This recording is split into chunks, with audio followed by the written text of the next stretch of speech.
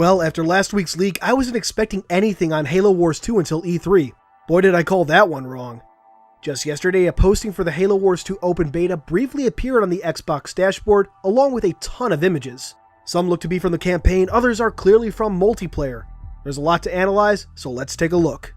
We'll start with the open beta listing.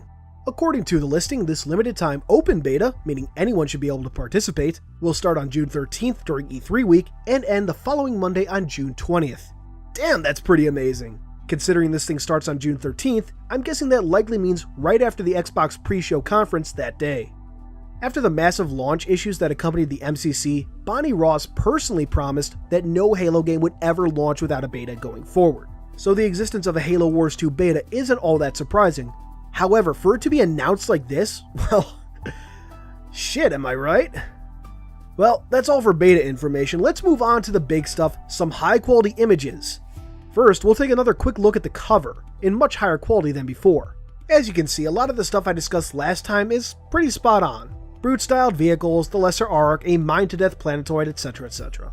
However, with the release of this image, we can pretty definitively say that the game is probably going to be set post-Hunters in the Dark, very likely post-Halo 5.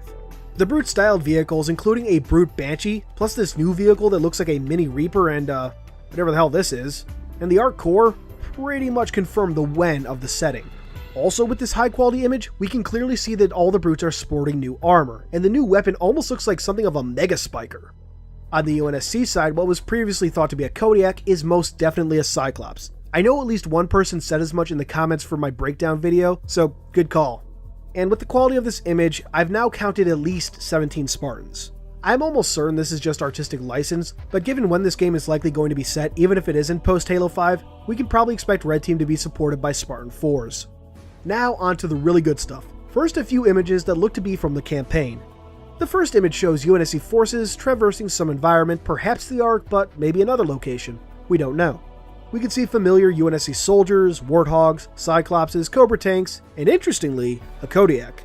Funny that the thing on the cover wasn't a Kodiak, but here we have our first image, pretty much confirming that it's in the game.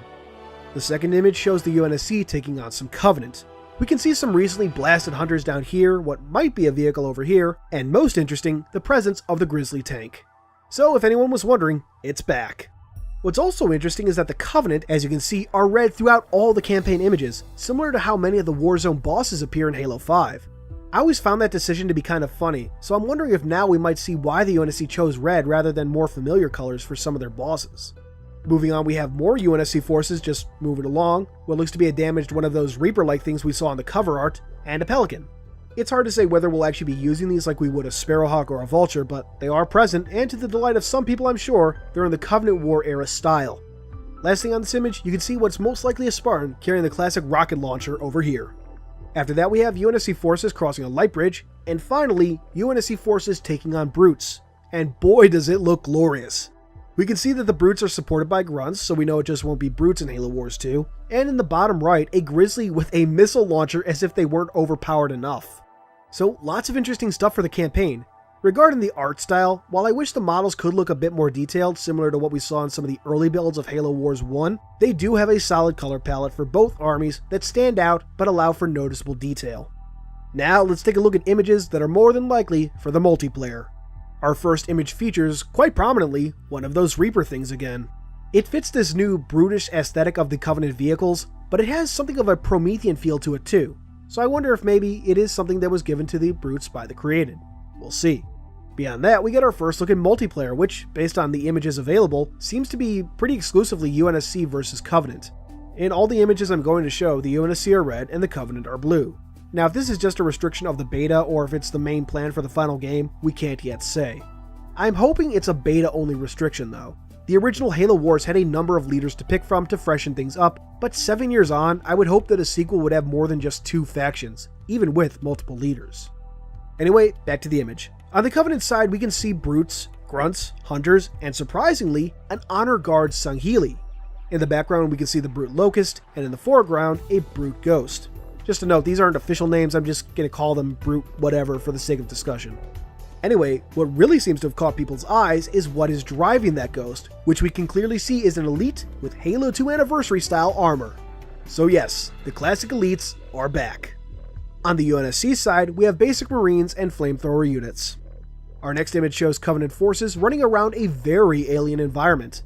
This could either mean that Halo Wars 2 has multiple locations, or that environments on the Ark will be varied. Either is pretty exciting in my opinion. Pausing a moment, I really hope we get to see some ambient life this time around, and if so, I hope they'll actually attack you or enemy forces. I'm just thinking back to Hunters in the Dark, and all the beasts and creatures the UNSC and Sangheili forces had to deal with, and how cool it would be to see that stuff happen in Halo Wars 2.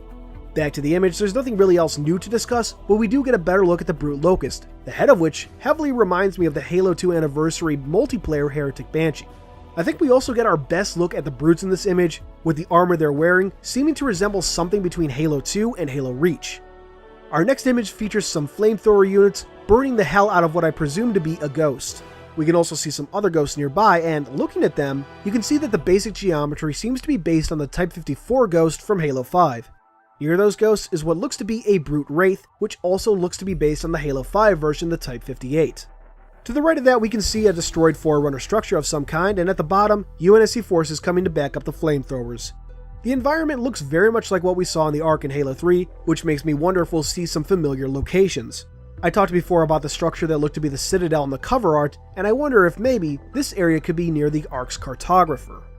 Our next image shows UNSC forces on a Forerunner platform of some kind. The glowing bit reminds me a bit of the circular structures on Colosseum. Given the way it looks, I wonder if this might be a giant telepad of some kind. In the foreground, we can see a Vulture, and towards the top left, some Hornets, confirming the return of both units. Hopefully, we'll also get the Sparrowhawk. For our last image, we have UNSC and Covenant forces fighting by a Forerunner structure which, interestingly, resembles the Forerunner supply buildings from Halo Wars 1. We see a six-legged vehicle with the back open, which I think might be the thing firing missiles on the cover art. And over here, we have what appears to be a chopper. Near the top, we have a solo UNSC unit that looks like it could be a Spartan, but it's hard to tell one way or the other. And that does it for these images. There's a lot here, with some very heavy implications for Halo Wars 2, and now I'm even more excited for E3 next week. But how about you? Excited? Did you enjoy the images? Did I miss anything? Let me know in the comments below. Until next time, this has been Halo Canon. Hey guys,